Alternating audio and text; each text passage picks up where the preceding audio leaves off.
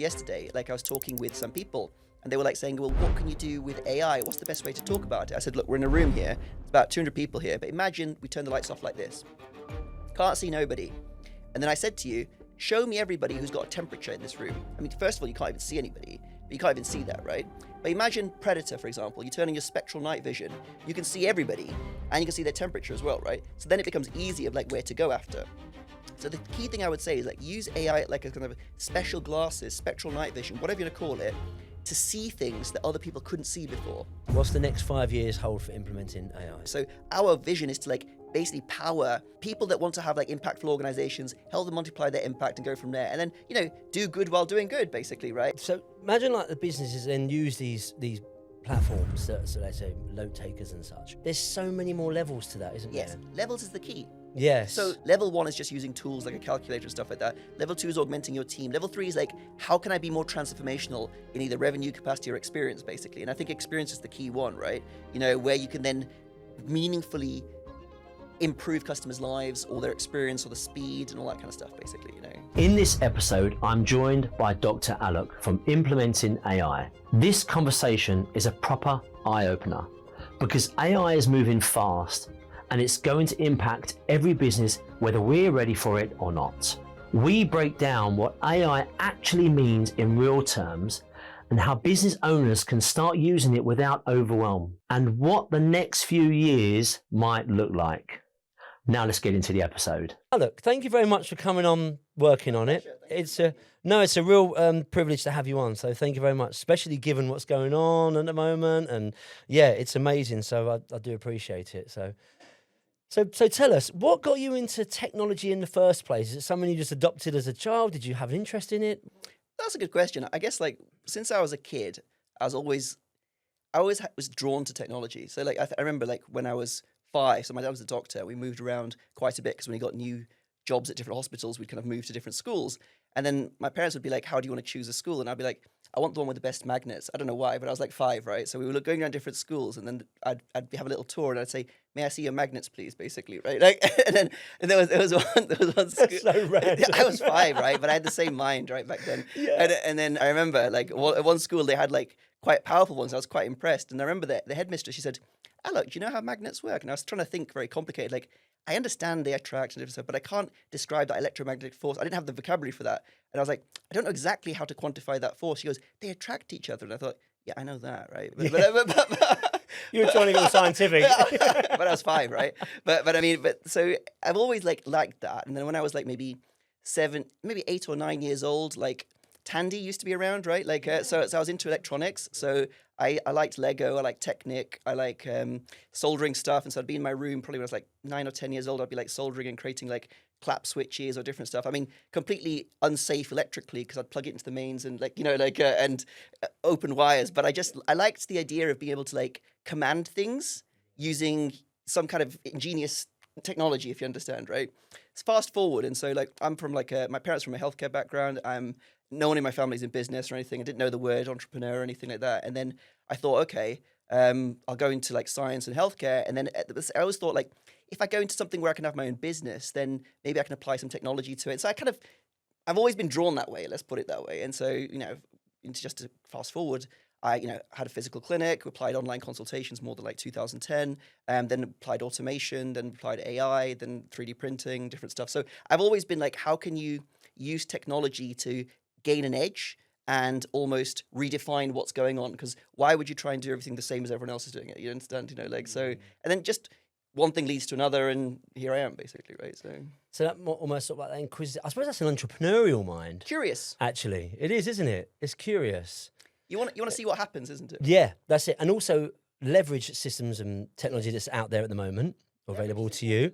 But also if you can improve and put your own stamp on it. Yeah, and I think it's creativity, right? Like I can't draw or anything like this, but I'm curious, and I'm always thinking like, what would happen if this happened like this, or what would happen there, basically.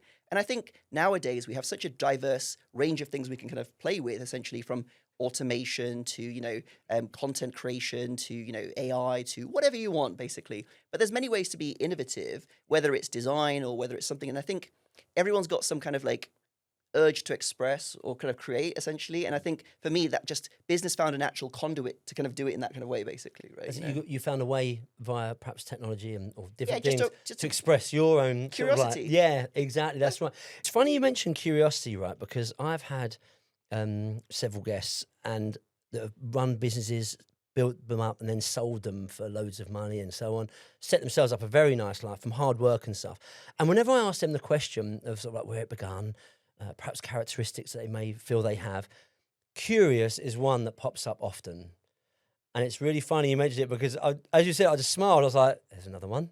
But my mum's the same, right? So yeah. my mum, so I learned obviously from observing my parents. But my mum, she is very curious with different things. Like she has her own podcast. She like uses AI in different ways. Like she's trying to like look at different things, and she's always trying to figure stuff out. And she would never be like giving up. She'd always be like, "I want to figure that thing out." So I think seeing that, you think, yeah, you can figure things out, and you can make things happen, and it doesn't have to be what everybody else has got, and do things that way. Challenge the status quo a little bit, sort of like. But even not even for that, just go on your own. Just pull that thread. Yeah. Because it doesn't really matter what someone else is doing or not doing. Really, I never really thought that way. It's more of a question of like, I just want to find out, right?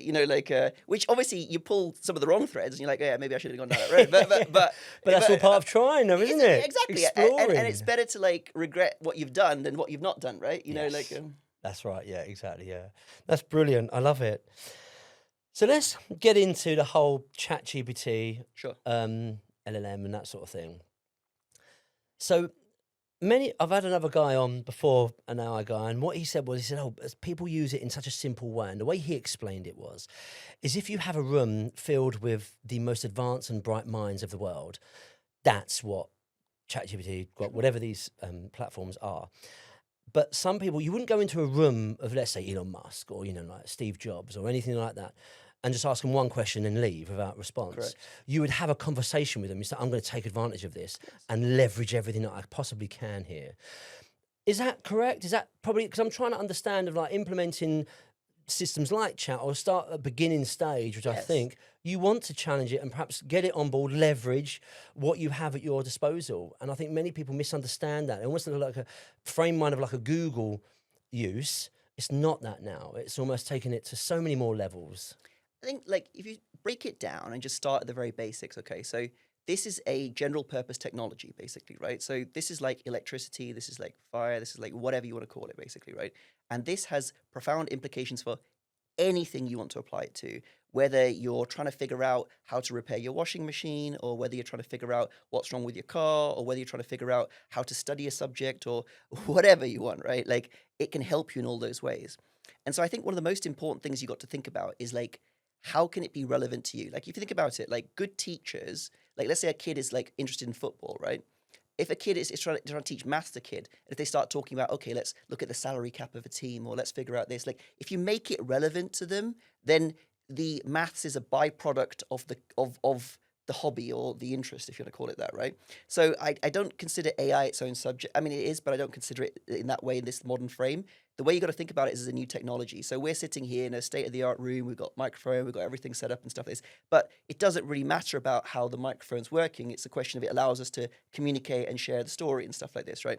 So I think one of the most important things someone can do is experience things. So we've got like 4 dimensions of our mind, and one part of it is like the sensory part of it, right? The second part is like intellect, and you got your memory and you got your ego module, basically. But if you think about the kind of sensing part of it, you should try AI on different stuff. Like, for example, I'm curious. So I'll be sitting in a cafe and I'll take a photo of like a display and I'll be like, please describe to me everything you can see here, or show me all the health and safety implications here, or show me different ways to rearrange this shelf that could be better, or whatever like that. And then you'll see what comes out of it, right? And then you'll be like, wow, I didn't know that could happen, basically. Because what you have to think about is this is like a telescope where you can kind of discover different things. So this is very different to other technologies where you kind of like have to do stuff to make it happen. Out of the box, you can point this telescope at different things and you can see things you couldn't see before. So I was giving an example yesterday, like I was talking with some people and they were like saying, well, what can you do with AI? What's the best way to talk about it? I said, look, we're in a room here. It's about 200 people here. But imagine we turn the lights off like this. Can't see nobody. And then I said to you, show me everybody who's got a temperature in this room. I mean, first of all, you can't even see anybody, but you can't even see that, right? But imagine Predator, for example. You turn on your spectral night vision. You can see everybody, and you can see their temperature as well, right? So then it becomes easy of like where to go after. So the key thing I would say is like use AI like a kind of special glasses, spectral night vision, whatever you want to call it, to see things that other people couldn't see before. And if you've got with your industry experience, you'll then be able to like see how you could apply that further. And I can go deeper if you want, Yeah, well, yeah. I mean, yeah, because we're going to get into it anyway. Okay. So yeah, so So, let's. so the first bit is like using like ChatGPT or Claude. Like I don't really use GPT. Like I only use it for like some personal health tracking. That's only because I've got a long thread running for a long time. I use Claude pretty much exclusively. It's way more powerful, right? But it doesn't. And I also use Gemini and I also use Grok for different things, whether it's like creative video or different stuff like this. And then Suno's good for music and stuff like this. But I think the key thing to look at for the person is like start using the AI from a voice mode, talk to it, then take photos of stuff, see what it describes, then do chat with it, and then maybe give it copies of documents or different things. Obviously, caveat, nothing's sensitive and have a paid account, make sure everything's like this. But let's say talk to your bank statement. Like, how am I spending my money? Where could I save? Like, categorize my business expenses. Like, I do stuff like that all the time. And then you'll start seeing the power of it. So what that gives you is direct sensory experience in the modalities. Because you would think about it as like spectral night vision for seeing. But then it's like supersonic hearing for audio. Because imagine you put in a chat transcript and you say, show me all the things that I would have missed from this conversation that could be commercially relevant. And you'll be surprised at what you see because people look at meeting notes and they're missing all the point, right? Because they're missing all the small nuances, basically, right? So it's a question of like turn that on to like listening in that way, or then turn that on into, like different forms of analysis with mathematics or with graphs or showing patterns.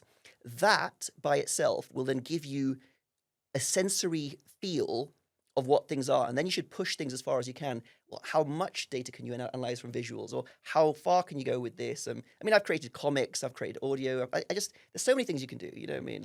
Well, it's the curiosity side, isn't it? Yeah, but it's curiosity, but then it's also practical. It's speed, and I think the key skill these days is basically being able to rapidly prototype. So I'd basically say GPT and all these things in the right way can help you rapidly prototype. So imagine, for example, I don't know, say you want to design your new bedroom and you're thinking, should I move the wardrobe across here? Should I do that? Should I do that? Well, now you could actually take photos of it, and you could even maybe take photos of other stuff and talk to it and say, these are the things I want to do and I want to have more space here, and say, show me some room configurations, and chat to it like that. I mean, the way I use AI is I basically pair my brain with it and I basically do pretty much everything through it at that point in time. But we can get there if you want to.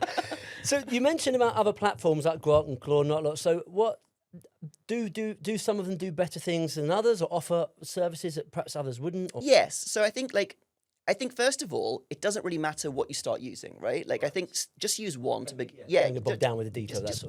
I mean, it's like, is Vodafone better than E? Is better than this, or is I don't know, Samsung better than I? Like it doesn't really matter, right? Like because nobody's pushing the boundaries of these things, right? Like the question is like, what do you need to get done, basically, right? So that's what I would say, but.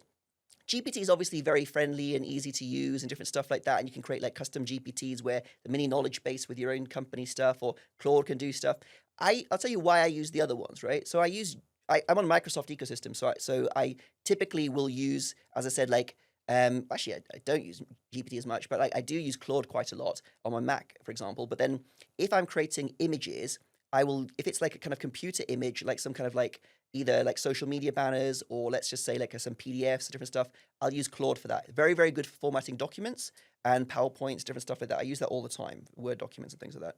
If I'm creating, let's say, for example, I've created an image, or I've created a kind of website mock-up, for example, on Claude, and then I want to then, for example, turn that into an animated image or something like this, I'll typically put that into Gemini, and then Gemini is quite good at creating different images or different styles from that, basically, right? So like over Christmas, I wrote a mini book and I used Gemini for the visuals in that, basically, right? Which I prototyped on Claude. And then afterwards, I wanted to make some videos. So I took the images from Gemini and I put them in Grok, and it can basically turn an image into a video, basically, right? So that's just how I used it, right? Just to give an idea. But yeah, there's so many different things you can do, So many different tools, isn't it? So yeah, it's what you want to do. It's like, you got a Phillips screwdriver, you got a hammer. You don't try and hammer with a screwdriver, right? Yeah. I mean, you can, but... yeah. I think I've been there and done that once before. I did a hammer. But yeah, it didn't do the job well at all. So yeah, I get your point. So so imagine if you've got a business and you got to think, okay, right, we understand that, AI it's not coming, it's here. Let me try and at least start something. Yeah. Would you say, okay, ChatGPT, kind of start that leveraging at that level, or Grok, or one of these, and then how would you implement it in, let's say, your day to day from a business aspect? And Yeah, absolutely. you mentioned about data protection. I think, is it right that if you don't pay for some, then it's not, they can share your Correct. data? Is that right? Basically, Okay. so we'll start there. So if something is a free, you're the product, right? You know, like because but if you're paying for it, then typically it'll be like they won't train on your data and different stuff like that. So and there are open source models you can use and different things like this. But let's just start with the very basics. If you've got a business, you make something, you sell something, and you collect some money, basically, right? Very simple way of putting it, but yeah, you've hit the nail on the head. Let's just start there, right? So then you think, okay, is my constraint selling something or making something or collecting the money for it, right? You know what I mean? Like essentially, like they're the three things, right? So start really simple. Like say, like what am I trying to do? Like this year, what am I trying to do in my business? Because do not get distracted and go down some rabbit hole of playing with different things, stuff like this. Start thinking like, what will make my boat go faster? Like, so the way I look at it is like there's three dimensions where AI can quickly and powerfully make a difference. Because I'm not talking about incremental changes. I'm talking about transformational changes. Like, why would you apply your time and energy into something incremental when it could be transformational? Like, if you could buy, it's not a good example, but imagine you could buy like a ticket, like a lottery ticket to something which could win you 50 quid, or you can buy some lottery tickets to something win you 50 grand. Which ticket do you want, right? So I kind of think to myself, like, you have to be in the right game to win the right prize, right? You understand, right? So I would always be saying that, like, think of AI as a digital employee. Like you've got the calculator model of like ChatGPT and stuff like this, but you need to go beyond that and think like, how can it be a colleague or how can it be a department? There's different technologies beyond those basic ones to do it, but that's the way to start thinking about it.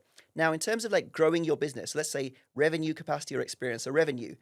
Is my constraint old leads? Do I have a load of email inboxes or phone calls that happened in the past or voicemails or like database of leads of people that haven't bought from me or canceled from me and stuff like that? How can I reactivate them? And I'll come back to that, right? Another one could be, are there people buying 2 products from me, but they could be buying a 3rd product, but maybe they now need that because they've expanded their business and I didn't know they expanded their business when they're buying this from my competitor. How can I get that? So that's like contract expansion, right?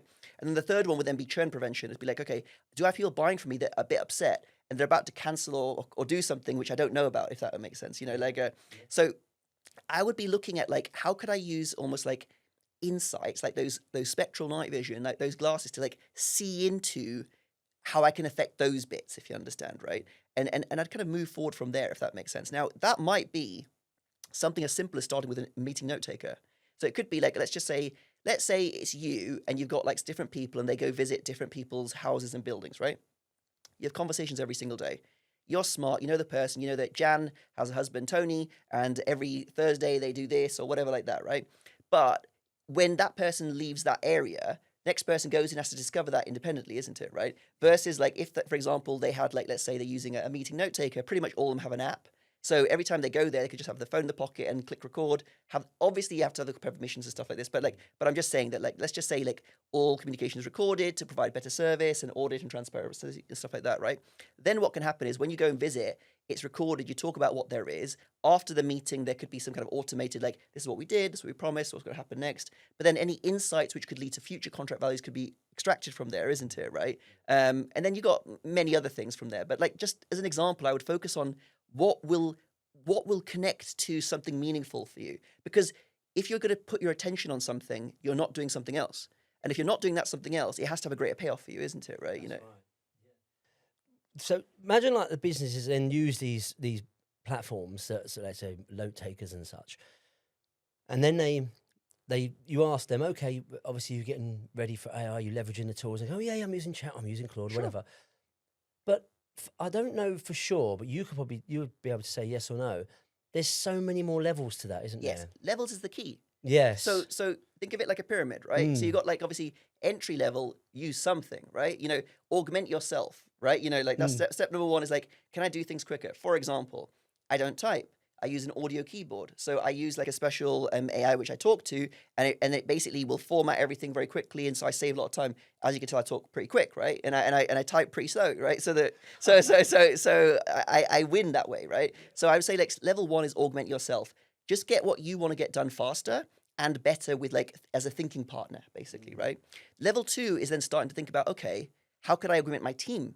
What are my team doing on a regular basis that we could kind of either, you know, automate or we could make more consistent. I was talking with a business yesterday. They do shipping containers, and they basically said we're a low tech business and we sell shipping containers. And I was like, okay, what do you use them for? They goes, well, some of our customers want to use them literally as like a porta cabin on a building site. Other ones want to have like a cafe and stuff like that. And I was like, okay. I said, well, the people that want a cafe are probably buying it for the first time. And the people that want a porta cabin, they've probably got 50 of them, isn't it, right? And they said, yeah. I said, okay. So the person that's buying for the first time, they've got more questions, more curiosity. And I bet there's more things you can upsell them. He goes, yeah, exactly, because we've got other ways we've done it, right? I said, like, that's almost like free consulting and value. So I said, potentially if you increased your the fidelity or the kind of like interactivity of your quoting process, that could unlock something basically. Because imagine like for an AI, could like ask them questions in the evening. He goes, yeah, you know, I've been at this conference. I've already had 5 inquiries come through. Now it's 5 o'clock. No one's going to answer till tomorrow. So I said, exactly. That's like a place to start. So like we're talking about levels, right? So you're going up to that level. What's a meaningful traffic or kind of like throughput source? And then how can we take a basic thing of like, how much is this? Here is this, and here's a PDF, and it looks like completely impersonal to some, you know, you talk to an AI and it like answers questions for you, or it could be a live chat, or it could even just be emails back and forth, whatever. But the point is, it would then get your questions like, what do you want? What would make it amazing for you? Was there anything else you needed? Did you need it with electricity? So whatever the thing is, basically. Yeah. And then maybe even get an image of what their thing looks like, and then you're able to like send them back a personalized PDF, which then has like the visuals of what their thing could look like, or at the very least, other similar, you know, cafes which were done through those cabins. Like, so just giving an example, right? You know, like because the key thing is not the technology, it's the psychology. And the question is like, how can you use AI or technology to increase how someone feels? Either to feel like you're more trustworthy, or to feel like you're more responsive, or to feel that you just get them, basically, isn't it? Right? Like, and that's the meaningful stuff, I would say, basically, you know. Yeah, it's understanding or delivering that customer experience. Experience, exactly. Isn't it? That's what it is. And you can really At scale. enhance that. Personalization at scale. That's the key Definitely. thing. Yeah. Funnily enough, actually, I've years ago I always wanted a Range Rover. And then now they become really popular with everybody. So now I kind of really don't want one as much. That makes sense. So okay, I've kind of gone off that now. But a couple of months ago, an ad popped up, and it was build your own Range Rover. I thought, okay, I'm interested in this, and I literally built it, and I had it in the cart. It was like 146 grand. I added everything on. Wow. But you build it, but you had that visual. It's that interactivity, isn't it? Yes, yeah, exactly, and it's that. It's the experience. Yeah, So because everybody wants that experience for themselves, right? Everybody is their own special whatever, basically, right? Like, and so you want just stuff for you, isn't it, right? Yeah. And if it makes you feel better every time you get in it, that's good investment, isn't it? Basically, right? Like Completely tailored just for you. Yeah. So, like going back to your clients' project with their the shipping Quoting, containers, that would be exactly that. Like if I want to have a cafeteria, you would then add on like so many electrical points and etc. That sort of thing, and build it and visually see how it looks. Or even there could be like a thing that you think, like for example, you could say like, do you want a roofing area where someone can sit on the roof? I'm just making it up, right? You know, like, but you could turn things in different ways potentially, or you could have like some attachment on the side, which then becomes like almost like a cafe area. Like, there's all sorts of things that you can do. Like, this was a gentleman I talked to yesterday, right? You know, like as I said, and he was just asking for ideas. But I like to kind of say that like there are so many opportunities. You're not limited by technology, you're limited by creativity. So what I'm trying to say is that like level 1 is just using tools like a calculator and stuff like that. Level 2 is augmenting your team. Level 3 is like, how can I be more transformational in either revenue, capacity, or experience, basically? And I think experience is the key one, right?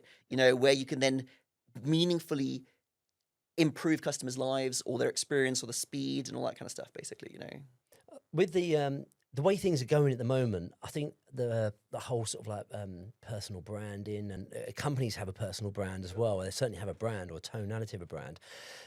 I think leveraging those sort of tools, like you say, to really focus on the customer experience really will speak volumes. But it's almost like you need to start using it to then add your own tonality to it, because there's such a vast amount of tools, and perhaps things like you said with the night goggles and the supersonic hearing, that we probably wouldn't have even thought of before. It would have been, okay, one of these 3 things is we use when we sit in this camp. Now there's like so much. So I think the key thing is like, just focus on what you're trying to do and use it as an amplifier, basically, right? So like, if you're saying like, oh, can you write a blog for me on kitchen makeovers? Let's say you're a kitchen company. That's not a good idea, because it'll be generic content and it's nothing good. But if you've got your own ethos of like, this is how we do kitchens, and we believe, I don't know, like for example, went to someone's house recently and they'd just had a new house bill basically, and somebody put like a boiling pan of pasta on this stone thing or whatever like that, and I mean, it should be fine, isn't it? But there's a ring on it now, basically, right? Like, well, it wasn't me, like, but I saw that, and I was like, that's quite unacceptable, right? You know, like, but what I'm trying to say, like, so imagine someone's like seen that and they're like, okay, this is why you should not use this material for your whatever, basically, right? You know, like, you know, the kitchen top, and they'd be like, this is why you should use these things. So if you dictate what you would do, and it would take you like literally like a couple of minutes to just dictate it, and you could dictate into GPT, you could dictate into an audio note taker, you could just dictate an audio note on your phone and then have it transcribed, whatever like that. But then that becomes the kind of like, let's call it the DNA of your article and your point of view. Then if you use AI to help you rewrite it, make it do better. Like my mum's very good at talking, but she always found it difficult to write emails. She's been like governor, different things, and she got an MBE from the Queen, but like she's done many different things, but she always felt like, oh, I'm not good at writing English and in email stuff. But then with AI and different things like this, it finds it a lot easier because she just says what she wants to say. It'll write it, copy, paste, send, basically, right? But it's still her tone of voice. It's still her thought. It's still everything, right? So I think to your point, basically, you can absolutely use it to create and package content, but it should be your content and your ideas. I think where people fall down is where they just get generic stuff done, which is a bit like printing off clip art. I remember that. Wow. Yeah, clip art. Yeah, that was on Microsoft, wasn't it? That's it. Corel Draw. Funny story is like, I mean, again, this is just me. I was so bad at art. I think they just put a computer lab in school a long time ago, and you had to hand in some pictures, and I did print off clip art, basically, right? But this is before the teachers even knew what it was, basically. Did you shade it down a bit? No, I just you didn't do that. I didn't go that far. Brazen. Yeah, this is what I've done. Look at this. Brilliant. So I know I use ChatGPT and I've got all the projects etc on the side, so you can add like the description of projects. So I've got all of my stuff for the businesses, personal, and so on and so on. So I then got one in blood reports. Yes. I've done Zoe. Yeah, okay, cool. I've done a Zoe thing, so it kind of done blood and tells you what food's good for Aura you. and stuff Yeah, like that, exactly. So it does all the stuff. And what I done was I then got about a 63-page document of absolutely everything. So I literally upload that straight up to ChatGPT and said, right, okay, tell me what I need to eat. Exactly. And then whenever I go to, so now I've got that folder up there. That's my profile on one of the chats on the left-hand side. Agreed. And then I take a picture of something when I'm in that. Like your Apple Watch or your Aura ringing. That's my GPT thread as well. That's it, yeah. So if I'm at a buffet, if I stay at a hotel or something, I'd scan the buffet and say, right, okay, what of this matches me and gives me a good day? So it's that sort of thing, and that's where I use it. That's very useful because like I did this with my mum, right? So like my parents don't eat, they're vegetarians, they don't eat enough protein basically, right? And the thing is, everybody thinks that they're eating healthy, if you understand, right? Like, but not eating junk is not necessarily eating as healthy as you could do, right? And me just telling her like different stuff ain't going to work. But I just said, look, and what I did is I created a prompt and I said, look, just upload this. I WhatsApped it to her, said, load it in, and it'll basically just ask some questions like height, weight, different stuff like this, age. And then it basically calculated a BMR. And then it was basically saying, okay, this is what you want to kind of weigh. What, do you have a goal? Do you want to like lose some weight? And then it was then asking, okay, now so show me a photo of your Apple Watch steps. Then it was asked like next step, okay, please log what you had for breakfast, basically. And then she, every time she does it, it's like a companion she can chat to, and it will say, you've had, I don't know, 40 grams of protein today, and she knows she has to have 70. So now she knows that difference. And I've seen every evening I call her, and I'm like, how's it going? And she's like, and she'll say, oh, now I've ordered Greek yogurt. Like she would never have done that without that. And I think that feedback is very powerful. And I think tuning it to yourself, and if you want, I can give some advanced ways to tune it to yourself, but like, that's very powerful, basically, right? You know. Yeah. So what would be the advanced ways then? So I'm a heavy user of AI. I've been using it probably for the last 3 years in terms of here. I mean, I have used, like, I used to do deep learning with computer vision stuff in, 2016, 2017, 2018. But that was very different technology and very different stuff. But I'm very aware of, like, how these things kind of work. But nowadays, this is very different, okay? Now, what I did was, a while ago, probably September or something like this, I basically was trying to augment my team. And essentially, there's many situations where they were like, oh, I wish there was like a digital version of Alok I could talk to, basically, right, to ask some questions. Because I'd written lots of documents and guides and different stuff like this. But how useful is it to have a SharePoint folder full of like 50 documents? It's not useful, right? Because you don't know what you're supposed to look for. And then also, is something contradicting something else and something is older and stuff like this? So what happened is, at the same time, I was like using Claude a lot more. And I was like, okay, I actually want to port a load of stuff across. So what I did was I got GPT. I said, okay, please export a full persona file from me. Because the backstory to this, Implement AI, we build digital workers for everyday businesses. So I'm used to building quite complex prompts and systems for basically a digital worker to behave in the way, whether it's a salesperson or a support person, to ask questions, dual close, offer this, do that. Like, so all those behaviors I'm used to programming in that kind of way. So I was thinking, okay, if I asked for an export of my program from all the ways I've interacted with AI, what would that look like? So I got it to export a full persona document. It was 62 pages, basically, right? Of like thinking processes, cognitive biases, because I asked for all these different things, basically, right? Like background things, preferences, different stuff. So then from that, what I then did, I put all that into Claude, and then I started building on top of that, and I gave it all different documents. Then from that, I basically built up, using all the SOP documents, a digital colleague. So we've got 2 digital colleagues in Implement AI. They've got Neo and Morpheus. Neo works with the solutions team. Morpheus works with the engineering team. So Neo is like a 120-page document, and it's basically got all the frameworks, all the different things. It's basically a full digital colleague in that document. And so what happens is they can then put any conversation, any question, anything in front of that, and then via Claude, basically, and it will either create a report, analyze things, spot different stuff. So all those 50 documents plus more, it's able to do it, but format in exactly the right way or do different things. And like, for example, we were doing a mystery shopping, like some national groups of retailers, which basically an AI will call these places, pretend to be a customer, do different things, have different scenarios, and check them on different bits, then score them on stuff.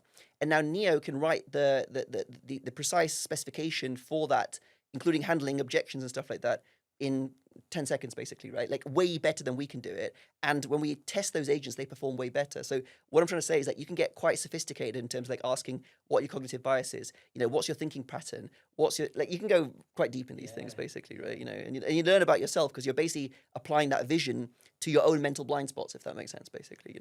So I done something similar last April at the bank holiday weekends, and I didn't really do much that particular weekend except spend it pretty much wholly on ChatGPT. And so I got up the next morning, I think it was like the Sunday to Monday morning, and I asked for it to give me a brutal analysis of how I've been for the last few days. And some of it was brutal. I was like, steady on, mate. but it's honest. It's only what I put in. Do you know what I mean? But it's like you don't think of it. So it's so funny that you asked it to do that, and it's kicked out like a 60-odd page document. I've gone even further than that. So basically, what I did this year was like we had our shareholders update letter last year. Then we had like a kind of our goals for this year. So then I loaded all that into the system along with different stuff. And then what I did is like create an operating document for myself. Then I did one for each team. And then basically it's like, this are the goals for the year. This is the whole thing. This is what you need to focus on. And these are the different tools that you've got to do it. So now basically if they're doing something and they compare against that, and if it's not on track, they know straight away, basically, right? There's like no... Okay, so to break that down a bit, that one. So you put your employee's profile onto it? So basically we've got... So let's start from the beginning, right? So we've got some goals as the company we want to achieve. Awesome. Yeah. So we got some goals we want to achieve at the end of 2026, basically, right? As a company, we sent a shareholders update letter to our shareholders back in December 2025, basically, right? So we agreed what we're trying to do, essentially, right? So then from that, if you know what you're trying to do, then there's going to be specific behaviors you have to do, right? And there's also more important what not to do, isn't it, right? Like, so you need, in order to kind of make sure that everybody's aligned, because imagine like you've got like 4 departments in a business or 5 departments. It's like a conveyor belt, right? Like, so starts at one end and it goes to the other end, isn't it? But if everybody's not pointing in the right direction, so basically like if everybody's not pointing in the right direction and trying to do the same thing happen, you lose energy and you lose focus, isn't it, right? So what I need to do is there were some key things that we're trying to do, like speed at the time that new customers can go live, increase a specific type of customer, and there's different stuff, right? Like, and so what I then did was I worked with each department and I basically created for them an operating guide for like, this is what you need to be focusing on. This is what you shouldn't be focusing on. These are your priorities. This is the thing. And then from that, it then helps, along with the digital colleagues, it helps steer what they should be working on, what they shouldn't be working on. So sometimes I've done it myself where I've been like, look, I've just been dealing with a lot of fires this morning and I'm a bit stuck. Pull up my last chats and score where I'm doing good and where I'm not doing good based on my goals. And it will tell me you're a B- or you've been doing too much operational stuff or different things like this, basically. And then, or what's your revenue target? Because you've not done it. So I'll give access to something different. And they'll be like, actually, okay, you are working on the right deal. So it gives you that objectivity. And I think giving all the team members that objectivity is good. Like, we're hiring some roles at the moment. I scored 3 people out of like 12 people I interviewed. I like those 3, right? And then what happened is I then gave them to my team to interview. And I also gave them a guide. These are the behaviors I'm looking for. Ask these questions. And again, it gave the guide of what questions to ask to score against those things. Because that, again, links to the department goals, basically, of like the things we're trying to make happen.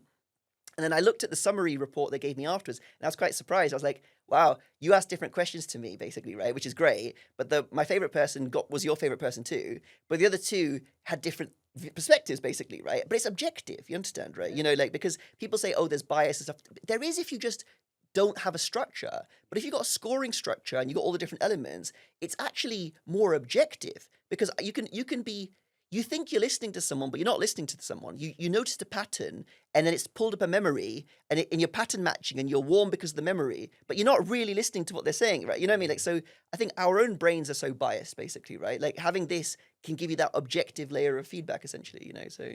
Yeah, it's funny you say that, because it's even when someone looks on, say, an article or something, you might have someone that's very sort of skeptical and perhaps like into conspiracy theory, that sort of thing, and someone that doesn't really go down that route.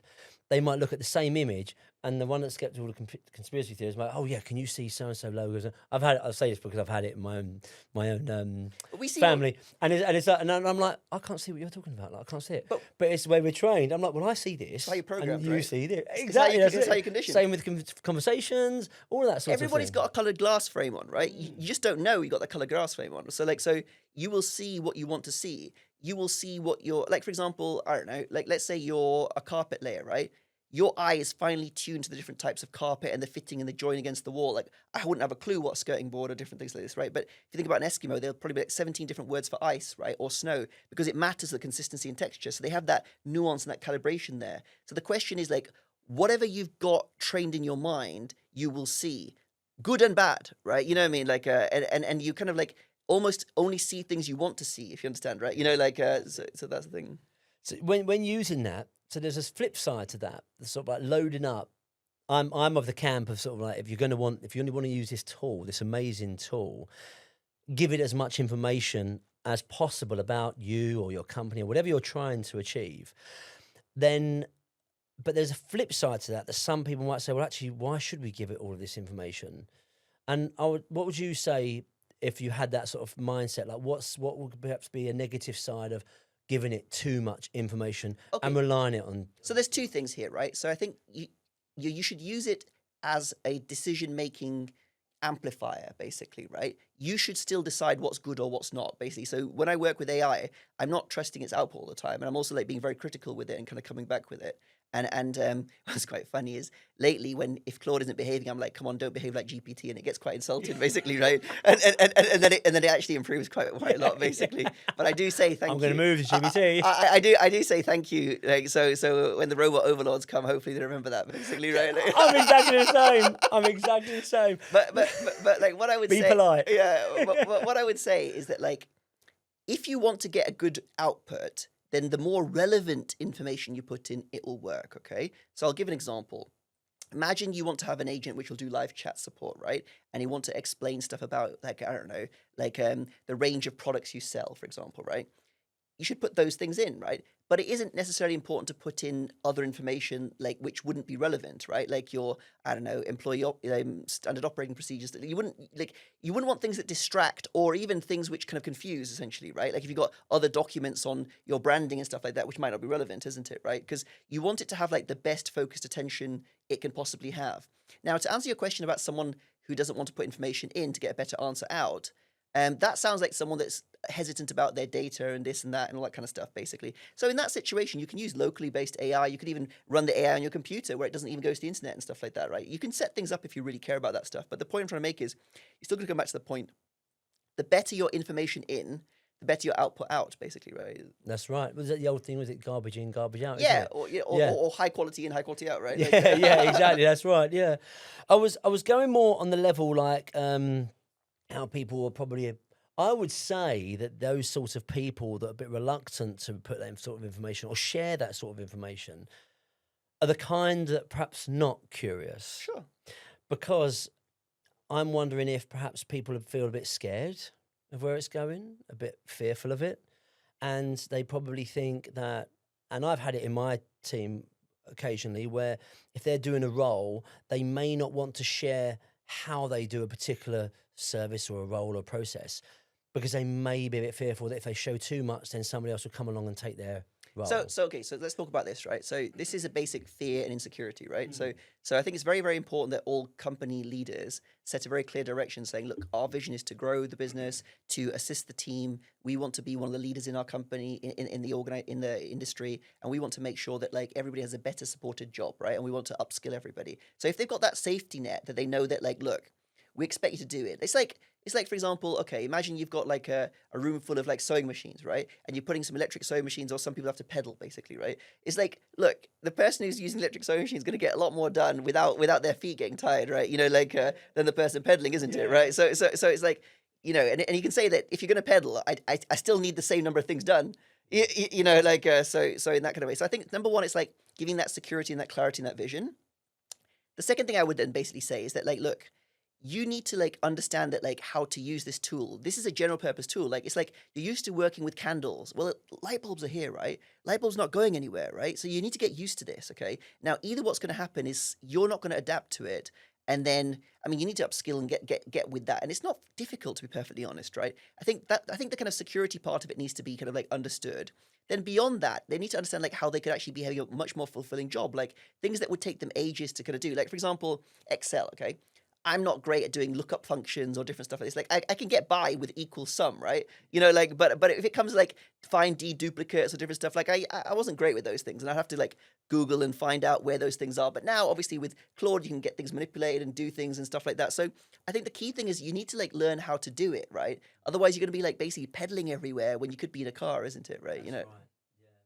Yeah. It was, I think those sort of people, if I'm honest, will get left behind, I think, because they're choosing to be left behind. No, that's what I mean. Exactly, and at actually, their own choice. Yeah, and I think the other thing is like it's this fear. Fear comes if you don't experience something directly. You're hearing only what someone else said. So, for example, you get in some places where people say, "Oh, I think people from this country, I don't know, whatever country, they think they're like very bad, and this is this." But have you ever been there? Have you talked to anyone from that place? But if you go there, you're like, actually, everyone's quite nice. That's crazy. So the point is like you don't have direct sensory experience. So that's why my point at the very beginning was like you should need to experience these things, and you can't take people's word for things, right? Because many people just repeat stuff. Unfortunately, and then add their own filter onto it. Yeah. To serve their narrative, That's it. or even just to get attention. Unfortunately, there's a lot of that basically, right? So it's more important about what you pay attention to and what you don't pay attention to, basically, right? Yeah. Exactly, yeah. So if I said, so you got pilot drone control. Oh, what? Okay, pilot headset drone, basically, right? Yeah. So that was a project I did over like the Christmas holiday, basically.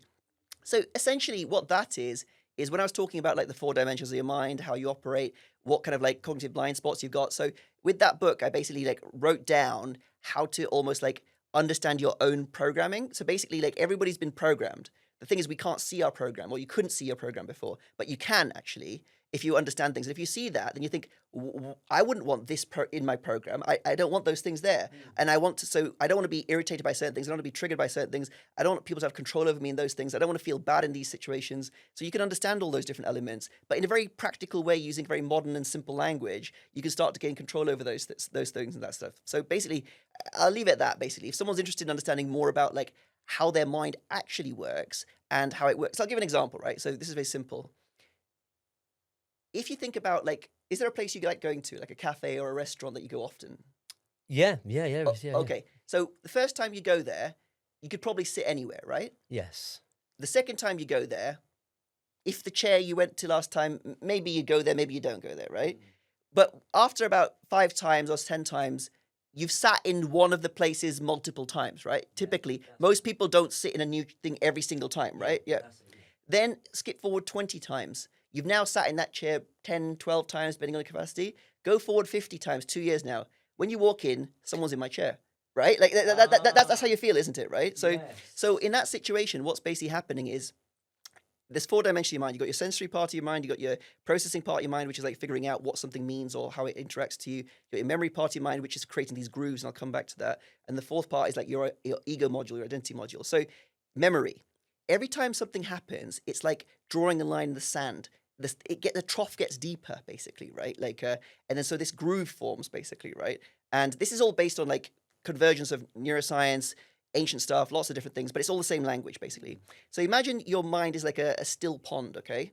But there's grooves in different places. And when you walk into that cafe, there's a ripple that appears, which is like linked to that groove of that chair, right? You know, like, and it's like, it's a tendency. I want to sit there. You understand, right? And then if the more times you kind of scratch that itch, basically, the more it compounds you. You understand, right? Then now, if you think about that concept, and then you think about also like, you know, something someone might have said to you when you're a kid, like you're not good enough, that's not for you, and stuff like this. Like, actually, I have a friend yesterday. I was explaining this to him yesterday.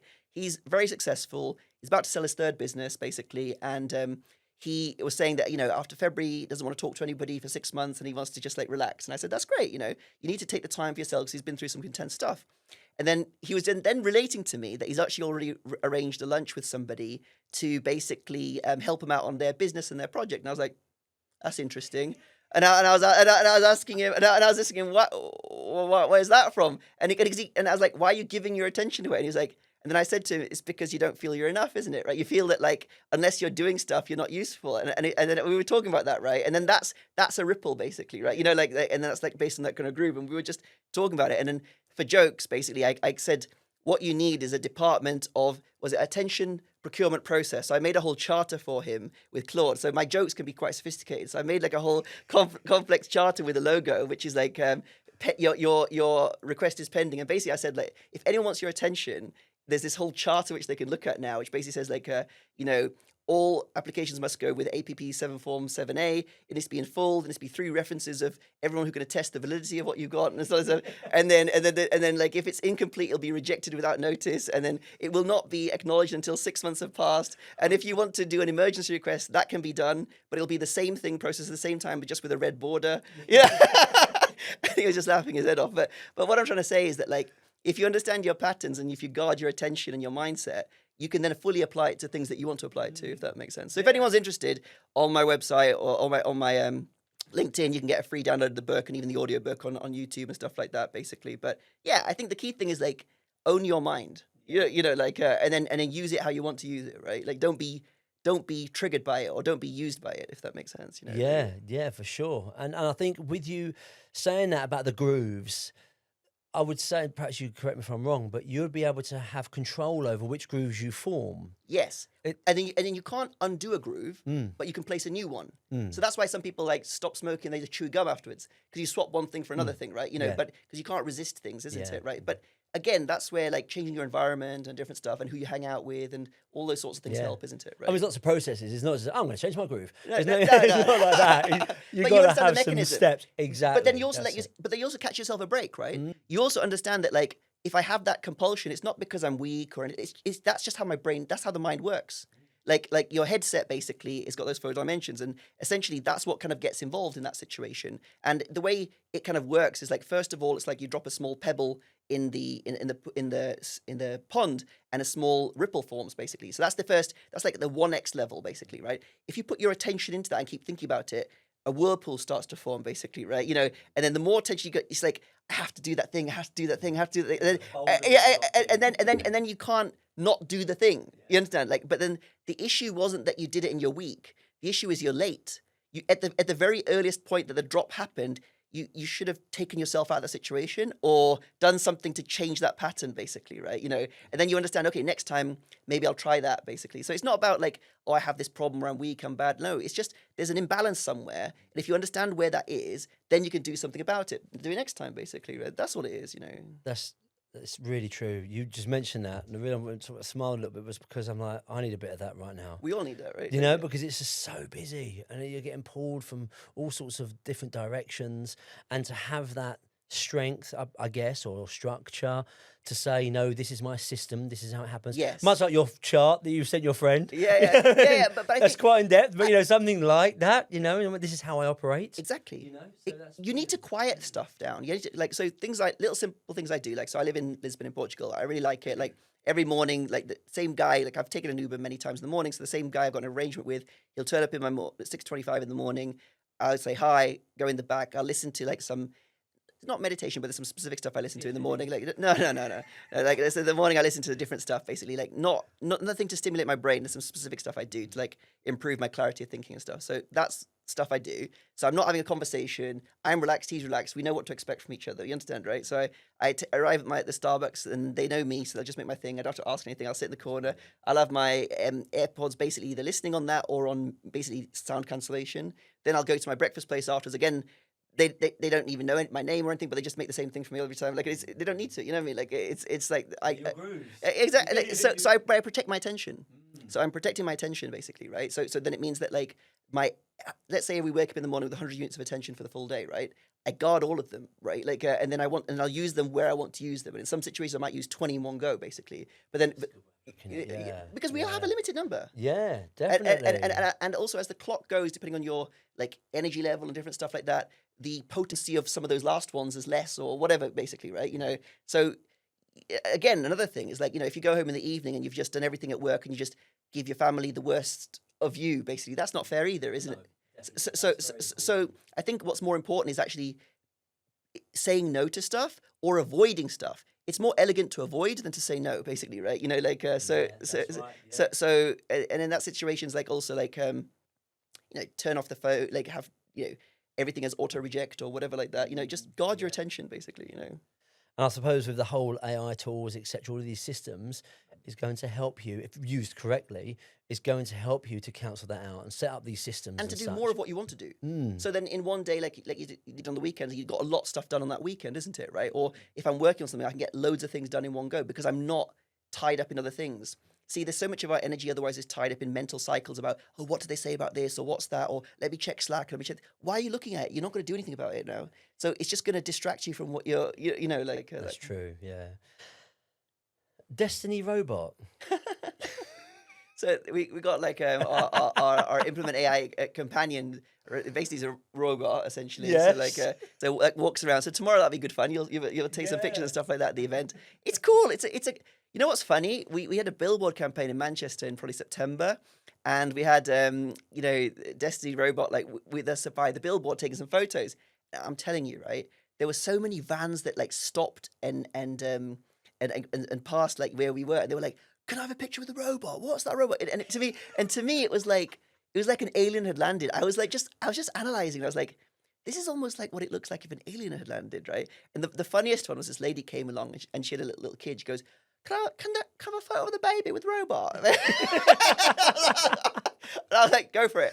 Yeah, exactly. And then she was like holding the baby with a little pink bonnet. And I was like, it's crazy. No one gave a monkeys that we got like digital workers and stuff on the billboard, right? Like, they were like, I want the robot. Just the robot. Yeah, it's amazing, isn't it? But you have to, but it's the experience, isn't it? Right. Yeah. So I think the key thing is like, how can you make things kind of more concrete and manageable and understood, basically, right? It's brilliant. I love it. I'm looking forward to that, by the way. I've seen the video, so it looks amazing. What would you say workplaces or workforces with AI or, you know, sort of leveraging AI would look like, or AI itself, and how it might change the workforce or workplace in the next 6, 12 to 24 months? I think there's a few things, right? I think like what's going to start happening is, if you think about all businesses, they all have a kind of like, so let's imagine you're like a mature business owner and you're working in whatever industry. Your industry has a profit margin or an EBITDA margin of, let's say, 15%, 20%, whatever it is, basically. Because if everybody's working well and the train is on time and everyone's had their breakfast and everyone's really motivated and everyone's working hard, then things go well. But then when it's raining and everything's not going this, and then there's a tube strike and everything, things aren't going so well. So you're basically like up and down, feast and famine. But like basically between 9 and 5, most things get solved. Some stuff just never gets done. Some work just never gets done, right? But you make enough money, everyone gets a salary, everyone goes home, right? So that's just the way everyone's used to it, right? Now, that doesn't mean it has to be that way because there's 24 hours in a day. So imagine you owned a factory and you could have a different team come in the evening and then work for you and do stuff and catch up on work your team didn't do during the day. You'd get a lot more done, wouldn't you, basically, right? So then the question is like, now bring in that team, basically, right? Like, so that team to help your team, basically, right? So then that would be like, okay, so now you've seen those analogy where you've got basically a jar, right? And you put the big rocks in, and then you put the smaller rocks in, and you fill it up with sand, isn't it, right? Yeah. But if you pour the sand in first, you can't put the big rocks in, isn't it, right? Yeah. So my point is the same here, basically, right? So like if you then find the meaningful things like to drive revenue, to like reactivate old customers, or to prevent people canceling, or to someone you made a Google AdWord, someone they opt in, it calls them straight away, or reactivates them, calls it goes straight away, asks them questions, takes them as far down the buying cycle as they can do, sends them a personalized proposal, sends them an SMS, maybe sends an SMS to one of your team members to like send them a WhatsApp or whatever like that in the morning, right?